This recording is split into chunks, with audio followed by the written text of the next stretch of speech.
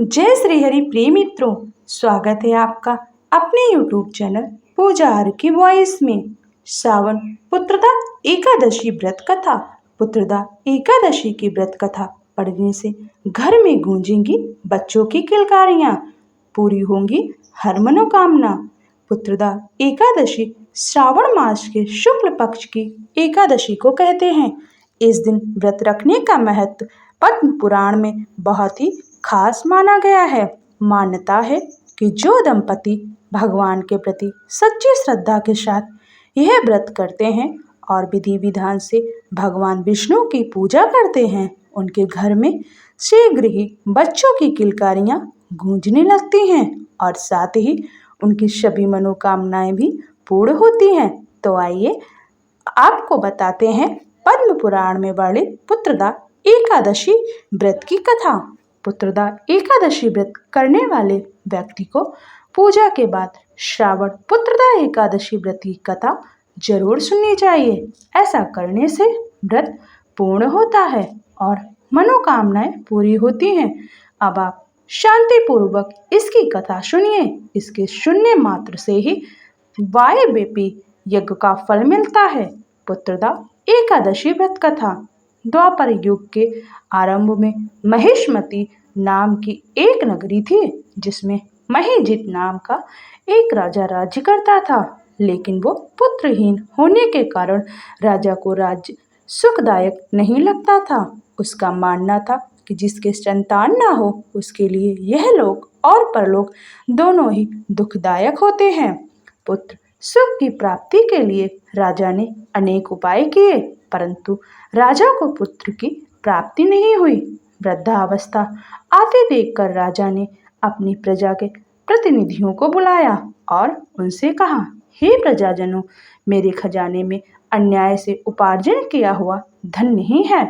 ना मैंने कभी देवताओं तथा ब्राह्मणों का धन छीना है। किसी दूसरे की धरोहर भी मैंने नहीं ली। प्रजा को पुत्र के समान पालता रहा। मैं अपराधियों को पुत्र तथा बांधवों की तरह दंड देता रहा। कभी किसी से घृणा नहीं की, सबको सम्मान दिया और सबको समान माना। हे सज्जनों की सदा पूजा करता हूँ। इस प्रकार धर्मयुक्त राज करते हुए भी मेरे कोई पुत्र नहीं है, सो मैं अत्यंत दुख पा रहा हूँ। इसका क्या कारण है? राजा महिजित की इस बात को विचारने के लिए मंत्री तथा प्रजा के प्रतिनिधि वन को गए। वहां बड़े बड़े ऋषि मुनियों के दर्शन किए। राजा की उत्तम कामना की पूर्ति के लिए किसी श्रेष्ठ तपस्वी मुनि को देखते फिरते रहे।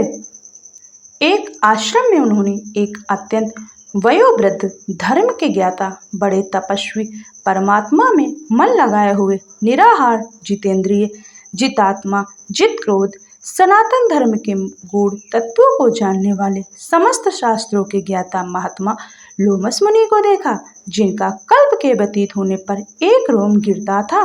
सबने जाकर ऋषि को प्रणाम किया। उन लोगों को देखकर मुनि ने पूछा कि आप लोग किस कारण से आए हैं? निसंदेह मैं आप लोगों का हित करूंगा। मेरा जन्म केवल दूसरों के उपकार के लिए ही हुआ है, इसमें संदेह मत करो।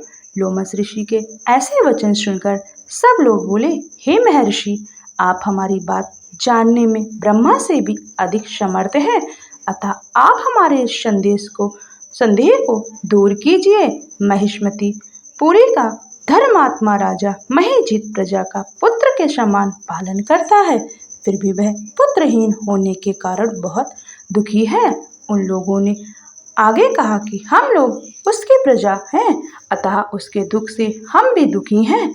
आपके दर्शन से हमें पूर्ण विश्वास है कि हमारा यह संकट अवश्य दूर हो जाएगा, क्योंकि महान पुरुषों के दर्शन मात्र से ही अनेक कष्ट दूर हो जाते हैं। अब आप कृपा करके राजा के पुत्र होने का उपाय बतलाएं।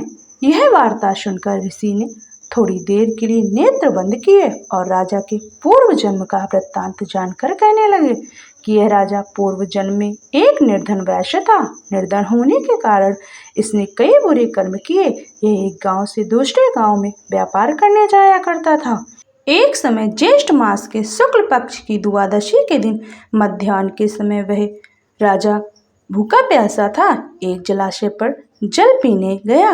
उसी स्थान पर एक तत्काल की ब्याई हुई गौमाता जल पी रही थी। राजा ने उस प्यासी गाय को जल पीते हुए हटा दिया और स्वयं जल पीने लगा। इसलिए राजा को यह दुख सहना पड़ा। एकादशी के दिन भूखा रहने से वह राजा हुआ और प्यासी गौ को जल पीते हुए हटाने के कारण पुत्र वियोग का दुख सहन करना पड़ रहा है।